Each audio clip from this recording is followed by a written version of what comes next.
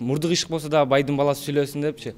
Бул жерде мындай карасаң, биз тең мурунку муундар жакшы окуп кызыл менен алтын медаль менен бүткөндөр бар. Бирок ошолорду карап мындай биздин окуу артка тартып кетет да, себеби алар окуп туруп ошол ойлогон ой максатына ошол кесиби менен иштеп кете алган жок депчи. Эгер биз ошолордун артынан окуп ошондой болобуз деп ойлонсоң, ошолорду көрүп азыр алар Россияда, башка чет мамлекеттерде иштеп жүрүшөт да. Эми ошол биздин келечегибиз азыркы ошол ак үйдө иштеп жаткандарга байланыштуу болуп калат экен да. Себеби алардын чыгарган мыйзамы, алардын чыгарганы жана чөнтөгүнө түшүп аткан дейин, чөнтөгүнө түшүп атканынан байланыштуу болуп калды. Например, жумушка кирсең дагы, же болбосо окуу жайга кирсең дагы бүт эле акча менен чечилип калды да. Мындай четинен карасаң деле канча да чыгып калып атат да.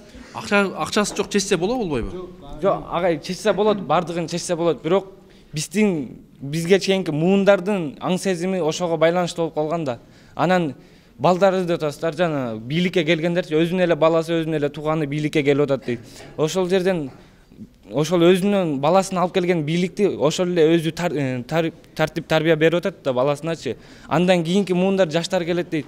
Ал кийинки өзүнүн ордуна кое турган адамды ошондой понятияга куюп коет да, например, өзүнүн ойлогон ой максаттарын ошого жеткизиш керек. Мен ошондой ойлойм да, жанагы өзүбүздүн эжей агайларыбыз окуп кеткендер чет мамлекеттерде иштеп жүрөт. Ошолорго мен мындай ичим ачат да, кол чабыңар болсун.